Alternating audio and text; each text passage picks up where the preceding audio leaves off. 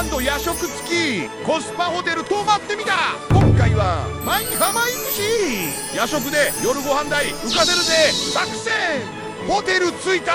バスいるじゃん。このバスが明日ディズニー連れてってくれるはず。お部屋お任せプランで予約。ベッド3つある。全部のものが壁にくっついててめっちゃ省エネ。お風呂はユニトバス。